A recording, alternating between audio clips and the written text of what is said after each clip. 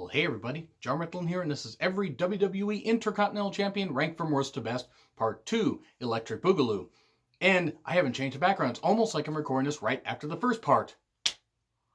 It's so shocking, isn't it? It isn't. I'm recording these in a glut, by the way. I will be recording other countdowns after this, but if you saw the first part, and if you didn't, there's a link up here. You can check that out. I really wanted to go through the history of the Intercontinental Championship and rank the champions from worst to best. And with 82 champions, I managed to run all the way to number 39 before I decided to start the video, or stop the video, the first part. So let's jump right on into it. But again, the link's up here if you would like to check out the first part, if you haven't already. Number 39, Triple H, 200 days, 5 reigns. From 96 to, I believe, 2001, he was champion. He did win it in 2002 in a unification match when they retired the Intercontinental title for 7 months. And I mentioned that in the previous video. It was shit. Triple H was a much better Intercontinental Champion than a WWE or World Champion, and that is a hill I will die on because that's how I feel. And I'm not saying that other people can't agree. You can agree or disagree, that's okay. That's what being a wrestling fan is all about, but I think Triple H was a much better mid-card champion than he was the main guy. He could always work with the top guys, could never be the top guy. But 200 days, nothing to sneeze at. He never held it long, but when he held it, it did mean something. I'm not the biggest Triple H fan, but I got to put him up on this. Number 38, William Regal, 126 days, 2 reigns. The power of the punch. Great stuff that he did being champion. Only, over the course of a couple of years and for short times. I think it was like 63 days, if you split up the reigns evenly. Yeah, he didn't hold it long, but he meant a whole lot when he held it. Because he was a great heel and easy to hate and whatever. And he was a great WCW TV champion, by the way, as Lord Steven Regal. You really need to check out that stuff. Shout out to WrestleRant on Twitter. If you haven't seen some of Regal's WCW stuff, hit me up on Twitter. Hit me up in DM. I will tell you matches to check out that William Regal has done in WCW. But his WWE work, sure, okay, health issues kind of undercut him being able to be a long-term champion, but still, he was damn good. And that feud with Edge was really incredible, in my opinion. Number 37, Diesel, 138 days, and he didn't tear his quad while doing it. Number 36, Chris Benoit, 144 days over 2 reigns. You can't talk about Benoit without mentioning the fact that it's a terrible tragedy. Benoit should not be in the motherfucking Hall of Fame. I can't believe people would say that. Oh, Snuka's in the Hall of Fame. Snuka shouldn't be in the Hall of Fame either. Because, yes, and forgive me for getting up on a soapbox here, but Snuka murdered his girlfriend. Vince likely covered it up. Maybe. He probably did. And Snuka's in the Hall of Fame. Okay, cool. I'm not saying Snuka should be in there. There are other people who shouldn't be in there. Trump shouldn't be in the celebrity wing. Drew Carey shouldn't be in there. A whole lot of people. Hall of Fame bullshit aside, Benoit should not be in there, though. He just shouldn't be. Vicky, besides her idiocy of wanting a wall built, which is one of the dumbest things she's ever said, along with everybody else that feels it should be built. Yeah. I can't help but focus on that aspect of Benoit's life. Yes, everything he did in the ring was incredible. He's a great workhorse. He was a hard-hitting guy. He was incredible in the ring, but what he did taints it. However, he was a great mid-card champion. World champion, it was great when he won it. They just didn't book him all that well, but he was a great Intercontinental champion. He had an incredible match with Chris Jericho at the Royal Rumble 2001. He worked really goddamn hard and was a great worker. Just a shame that he felt the need to become a fucking monster at the end of his life. I'm going to get off of this and talk about Ken Patera, number 35, 231 days. I was not alive for most of Ken Patera's best run. And I was in my infancy in life, literally, when Ken Patera was champion and still before the McDonald's incident, which don't mention it to him. Apparently he doesn't like that, which I don't blame him, though he probably shouldn't have done it.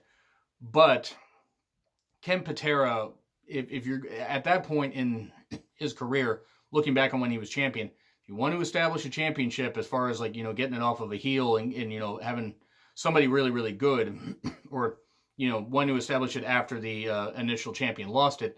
Ken Patera was a good talent to do it. And Patera was a really good worker in the ring for a number of years.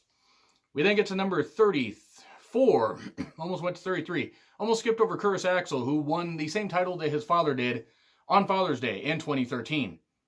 And then they proceeded to do nothing with him as champion, which is a shame because after rebranding Michael McGillicuddy, yes, that was his name, Michael fucking McGillicuddy, and Vince wonders why people don't get over because he gives them names like Michael fucking McGillicuddy. Curtis Axel was actually a really good Intercontinental Champion. He tried. He really did. He was just booked like shit after he won the title. Any matches that he had, he could deliver in the ring, but they made him such a joke, and a feud with Triple H and a feud with Punk after that, that by the time he lost the title to Big E Langston, when Big E still had his last name, no one cared. And he was pushed further down the card. It's a shame because he won the same title that his father did, and that should have been a launching point. And all it did was, it launched him, and then he crashed right back down to earth. That's not his fault. He tried. They didn't care. Number 33, Owen Hart, 132 days. So hurts me this day that Owen Hart died. And I'm sure it hurts a lot of people. I'm not trying to say I'm the only one. But Owen was incredible in the ring. Won the same title that his brother did. Meant a lot to the wrestling business. He should be in the Hall of Fame. Hopefully he will be. Shame that he's not. But he was a great, great talent. And he brought a lot of credence to the Intercontinental Championship. Even if he didn't hold it for too long, I mean, I think it was like just 4.5 months, barely. He should have meant a whole lot more. I would have liked to have seen him hold it for 250 days. That just wasn't in the cards, but he did lend a lot of credibility to that title. Number 32, Seth Rollins, 190 days over 2 reigns. 1, Elias should have beaten Seth Rollins, not Dolph Ziggler, even though Rollins and Ziggler delivered some great matches. Elias should have been, the one to take the title from Rollins. Rollins had an incredible match, a triple threat with Miz and Balor at WrestleMania 34. And then a great match, the only great match at Backlash 2018 against Miz. And then after he won the title back from Ziggler, had some good matches, and then a limp match with Dean Ambrose, where Dean won the Intercontinental title for about 1 month. But Seth Rollins, the man who likes to burn it down, that's arson, Seth. Stop committing arson. Stop telling other people to fucking commit arson. He did mean a lot to the title. He did. He wanted to make the title matter. We then get number 31, Edge, 171 days combined over 5 reigns. Edge was a good champion. He just didn't hold the title for that long. He meant a lot to it.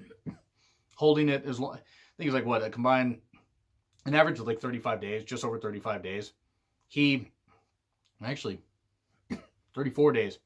But still, the idea here is that Edge should have been champion longer, but sometimes injuries and sometimes it was just hot potato in the title. Didn't really mean a whole lot. He was feuding with Christian, feuded with Lance Storm, feuded with Test, feuded with Regal. He meant a lot as champion. He just never held it all that long. He did win it from Orton in 2004 in a match at Vengeance 2004 that wasn't all that good. Even though it was a well-worked match, nobody fucking cared. And Edge, though, great champion, even if he didn't hold it for long. Number 30, RVD, 211 days over 6 reigns. Look, I've never been the biggest fan of RVD as far as like him getting, him screwing up when he was WWE champion. And I'm not talking for pot, whatever. WWE should have been more lax on that anyway, but Rob did screw up a lot of his main event pushes. But he lived his life his way, and he still does. I mean, I credit him for that. But as Intercontinental Champion, the guy was incredible. Great in the ring. Fun to watch. Delivered some great matches, especially against Eddie Guerrero. Eddie Guerrero was somebody that I had mentioned earlier in the list, like in the previous list. But yeah, RVD could deliver some great matches and great moments. He just couldn't be the top guy. Our Intercontinental Champion, absolutely. 29, Goldust, 160 plus days over 3 reigns.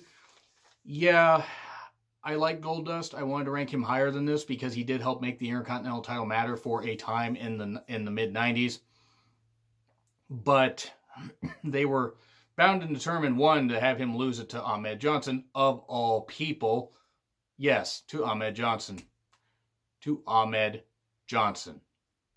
The guy that couldn't fucking do anything to save his goddamn life. Well, he could injure people, injure himself, and speak incoherently, and get to the point where he was the entire size of, Harlem Heat put together. Now, I know he probably had issues and stuff like that, and I know he had health issues, but good God, how do you get to the point where you botch your own finisher? He botched the Pearl River Plunge on his WCW debut.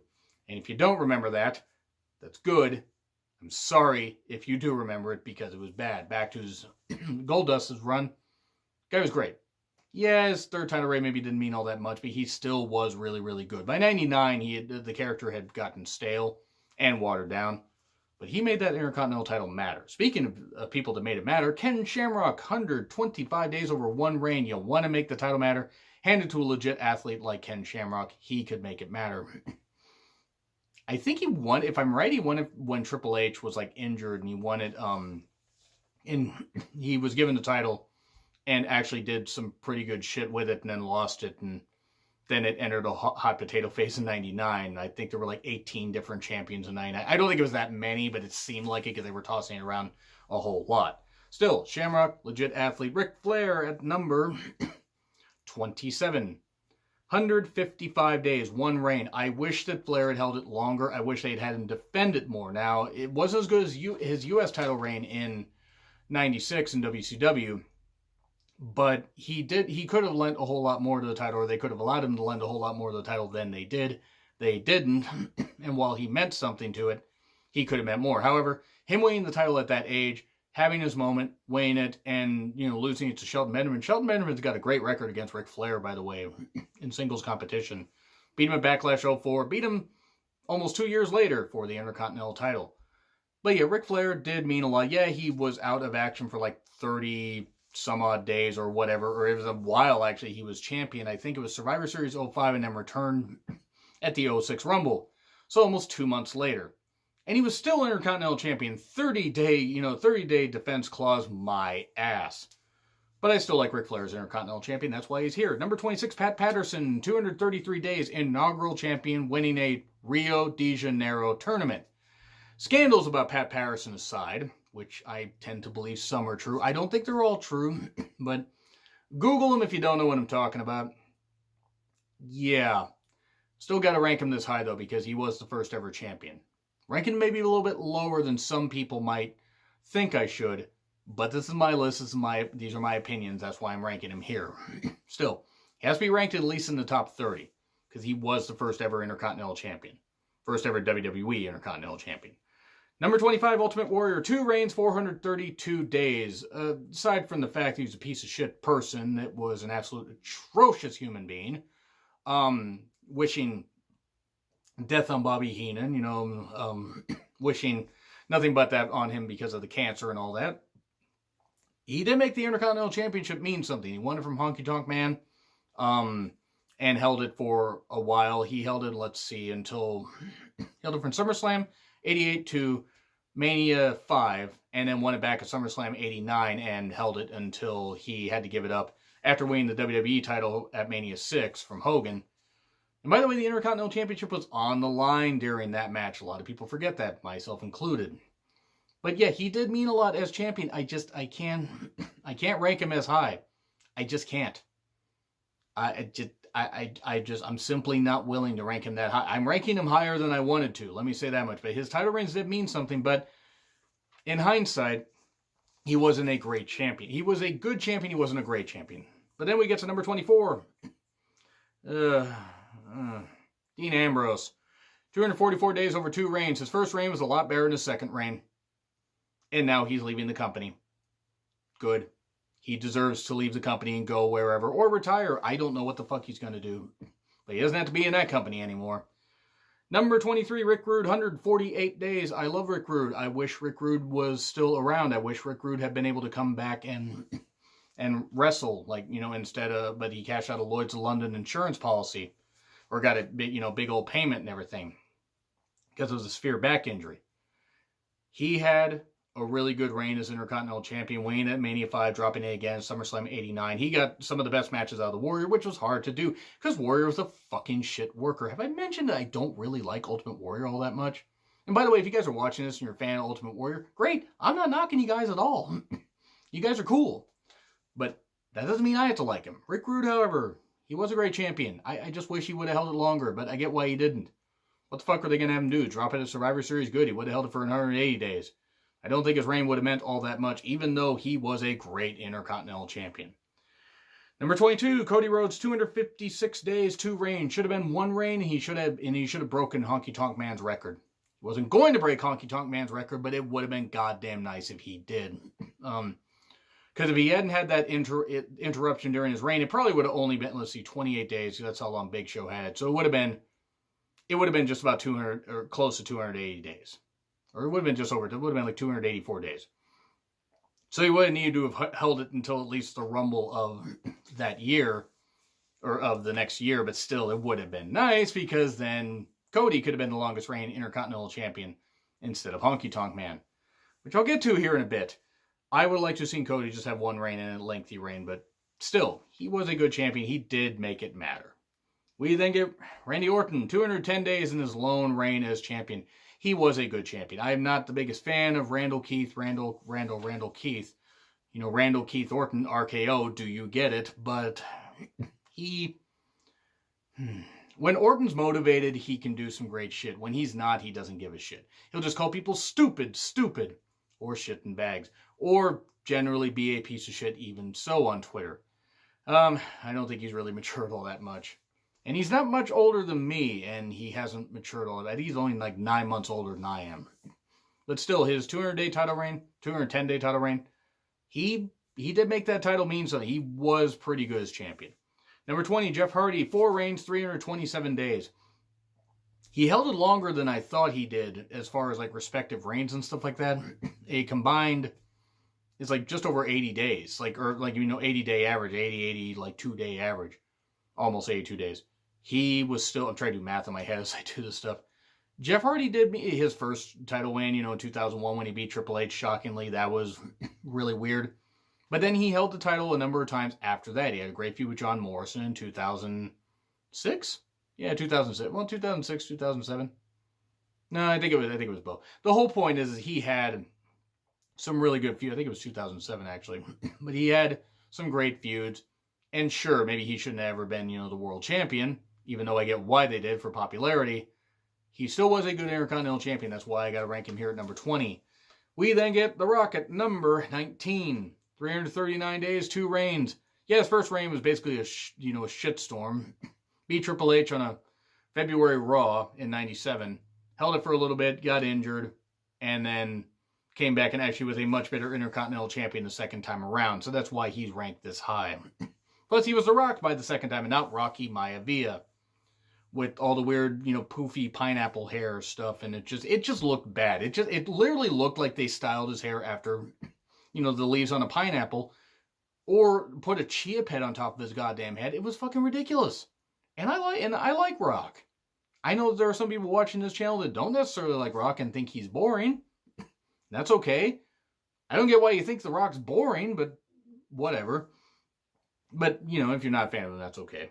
Then we get to number 18, John Morrison, 206 days, 3 reigns. John Morrison was more exciting as Intercontinental Champion than Jeff Hardy was. You can fight me on that if you want. Morrison was a good Intercontinental Champion. He was a good worker. I met the guy at an indie show last year.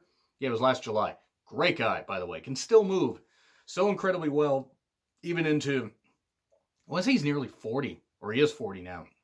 He's doing some great work on Impact, him and his wife, Taya, who I also met. Taya's very nice, and is also a very good worker.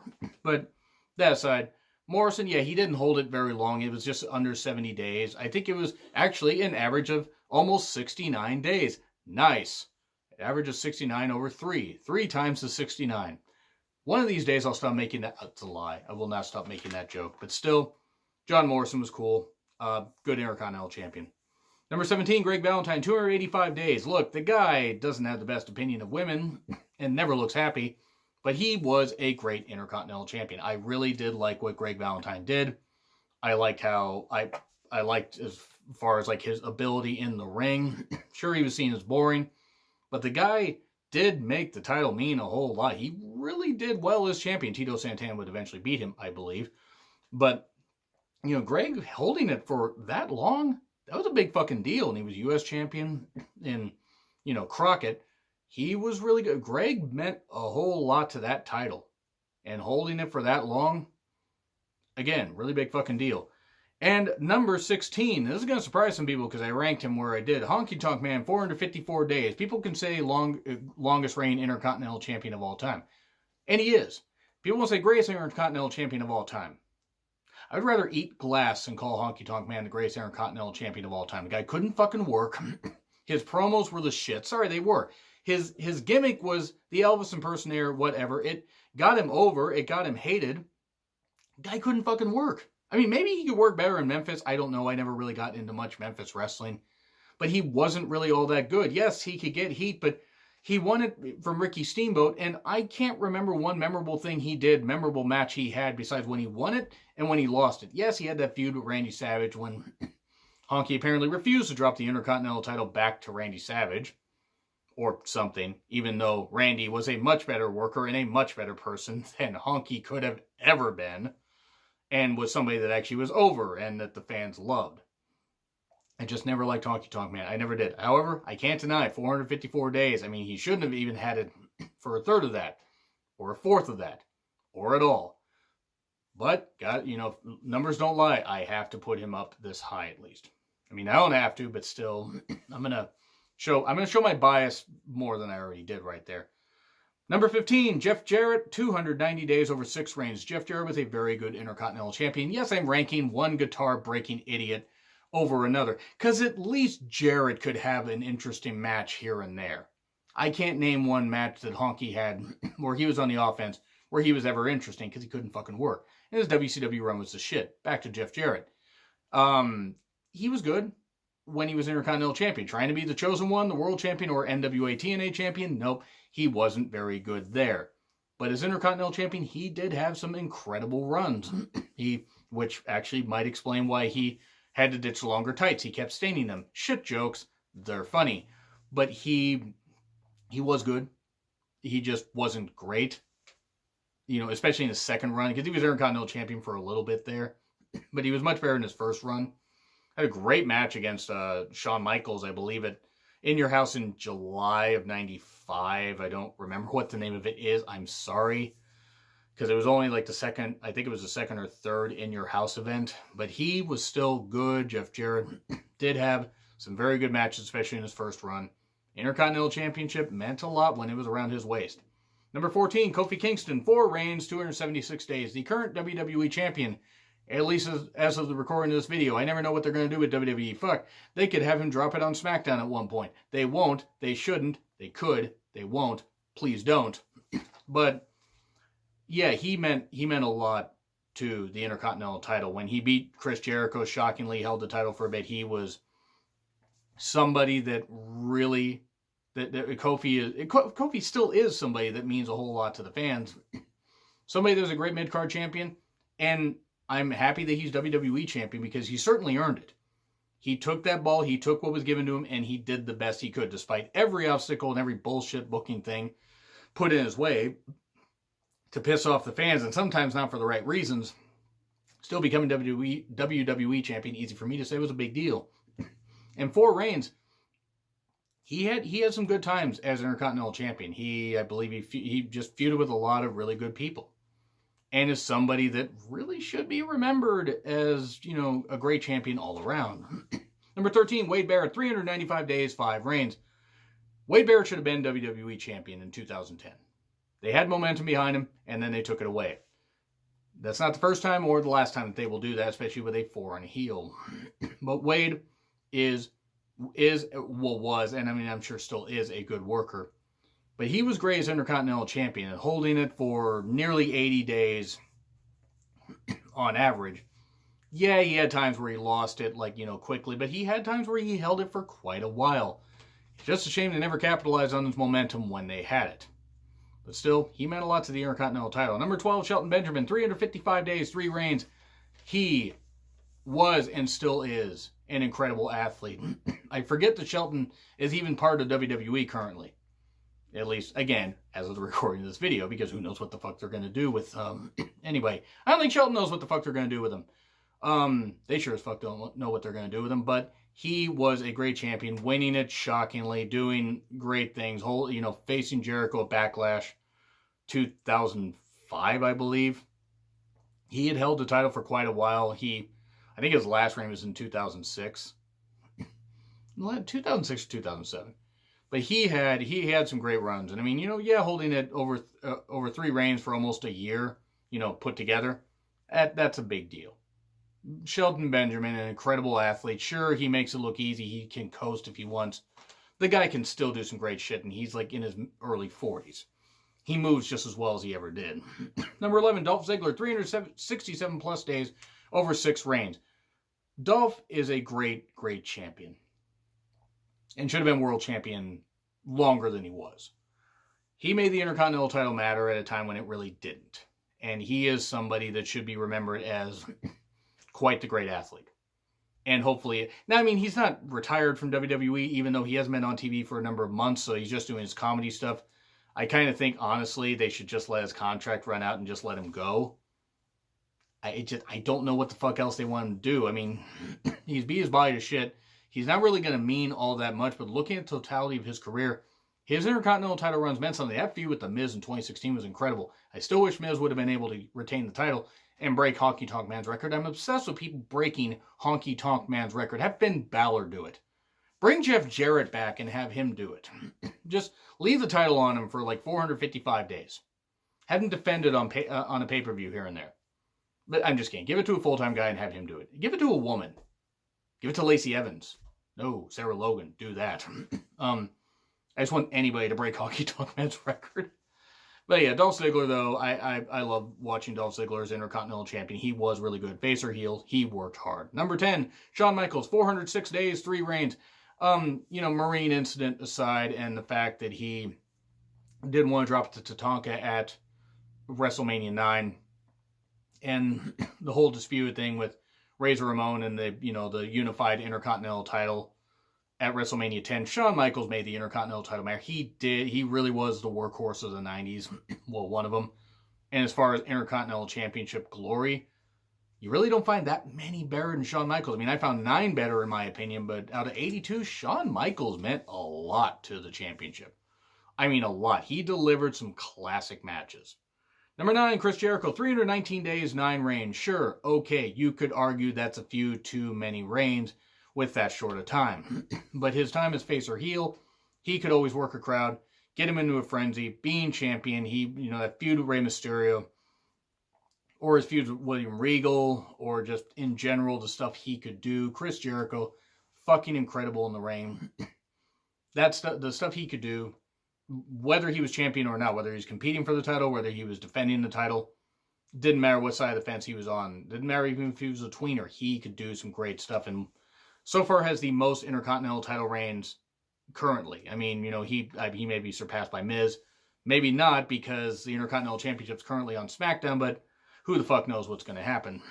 But still, Christian, watch Finn Balor keep losing it and gaining it and winning and having 10 reigns by the end of this year. So yeah, but Jericho, though, yeah, maybe he didn't hold all that long, but he put his thumbprint on the Intercontinental title, and it took a while to get the grease off. Number 8, Bret Hart, 290 days, 2 reigns. I wanted to rank Bret top 5. I really did. Because Bret winning the title from Mr. Perfect at SummerSlam 91 is a match that still sticks out in my mind. Winning the title from Roddy Piper at WrestleMania 8 meant a lot. But after that, his 2 reigns did mean a lot. I mean, he had that classic match against British Bulldog at SummerSlam 92. That was a great moment. Bret lent so much credibility to the title. He really did. Even though he only held it for just under 300 days combined, he really did make that title mean something. Bret's incredible. What the fuck can I say? I mean, I know some people don't like Bret necessarily. That's fine. Bret's my favorite superstar of all time, so maybe I'm going to be a little biased, but I tried to tamp him down a little bit because there are other champions that mean more, like Mr. Perfect. 406 days combined over 2 reigns. Mr. Perfect was the perfect Intercontinental Champion. He just was. Held the championship, lost it to Kerry Von Erich, won it back, dropped it to Bret. 406 days, nothing to sneeze at. However, we get Don Muraco, 2 reigns, 541 days combined. Don Muraco ranked number 6, by the way. Yeah. I can't rank Don Muraco any lower than 6. The guy really was good. Shouldn't have been a babyface. Babyface run wasn't all that good. But then again, he was managed by Superstar Billy Graham. Superstar Billy Graham, who thinks Kofi Kingston should take steroids because that worked out so well for you, didn't it? It didn't. But Don Muraco, great. Just really a great heel. Full-on dick heel, but really powerful, really good in the ring. Could get the right amount of heat. He was really good. And I'm sure still is really, I don't think he's wrestled in a number of years, but I'm sure he's still just as big as he ever was. Number 5, Razor Ramon, 4 reigns, 438 combined days. Look, the guy was the Tito Santana of the 90s for the Intercontinental title. because Tito Santana, who I'm going to talk about here in a bit, was really great in the 80s as, Intercontinental Champion. But fucking hell, I mean, Razor meant so goddamn much. He was the perfect Intercontinental Champion. Like, I actually might have to say that he was a little bit better than Shawn. Yeah, Shawn was flashier, but Razor could deliver some great... And Razor just had great match after great match as Intercontinental Champion. He wasn't perfect all the time, but when he was on his game, he was great. Number 4, Randy Savage, 414 days. I'm not biased at all, by the way, about Randy Savage. I am a little bit biased. 414 days. Beat Tito Santana in February? It was January or February of 86. And then held it until WrestleMania. Let's see, WrestleMania at that point. Might have been actually January of 86. The whole point is he held the title for quite a while and just worked his ass off. He made that title matter. Sure, he won with brass knucks to the face to knock out Tito Santana and everything and hid them from the ref, but still, he defended that title everywhere. He meant so goddamn much. Randy Savage, an incredible talent.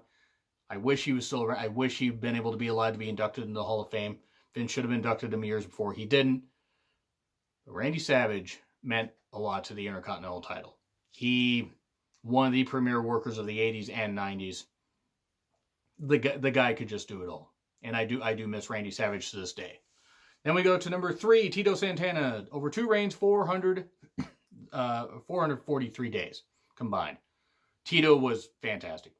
Just great fiery baby face. He could get the fans on their feet. He was a great worker, even into the early 90s. I mean, I'm sure he could still work pretty well because he still wrestles occasionally while teaching Spanish at a high school somewhere. I don't know where. I think it's in the Northeast. But Tito, to this day, when I think of Intercontinental Champions, I mean, yeah, there's a couple at the top of the list I'm going to get into here, but Tito Santana means, the Intercontinental Championship. He is the Intercontinental Champion. He is, he's just great. He was just so fucking great and so fucking incredible. And I can't put Tito over enough. Except I can put one person over him before I get to the number 1. The Miz. Basically about 600 days, over 8 reigns as Intercontinental Champion. Sure, he had one that lasted a day. Sure, he had a couple that didn't last all that long. He had some where he made that title matter. He worked hard. Miz won me over, and I never thought I would say that. I never thought that Miz would win me over. And he did. Miz was, and still is, awesome. And yes, okay, cliche. Still, Miz means a lot. Miz is the Intercontinental Championship. I'm the tag team champions. No, he means so much to that title. He defines that title. I mean, so do a couple others in this current era.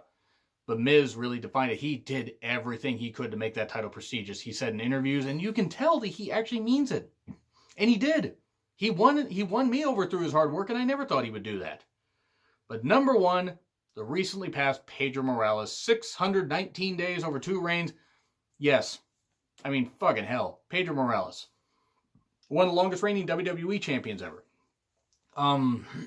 Even at that stage of his career when he was Intercontinental Champion, he still had the crowd on their feet.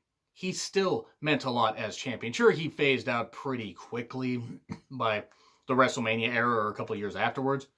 But Pedro Morales is somebody that when you think Intercontinental Champion, when you think WWE Champion, especially if you're a longtime fan, even if you're just a fan that, has studied history, he means a lot as champion. And 619 days, that's nothing to sneeze at, over 2 reigns. That guy, Pedro Morales, and, R.I.P. to Pedro. It's terrible that he passed away. He lived a hell of a life. And I did a tribute to him. You can find it on Tribute Show playlist if you really want to hear it. But I encourage you guys to find Pedro Morales matches and find out just how good he is. There should be some on the network. I'm not sure which ones are, but Pedro Morales was perfect as the Intercontinental Champion. He was great as WWE Champion as a follow-up to Bruno Sammartino. And he was a great Intercontinental Champion. And that's where I'm going to leave this list off. So I hope you guys enjoyed this. Let me know what you guys think in the comments. And yes, I will be doing other lists. WWE Champions. I'll be doing, WCW Champions. Probably just from the Turner era. U.S. Champions, Cruiserweight Champions. Probably just combine WWE and WCW there. So those are going to be long lists. But anyway, agree, disagree what I said. Like, share, subscribe. Twitter handle in the description. I'm John Ritlin. I will see you soon.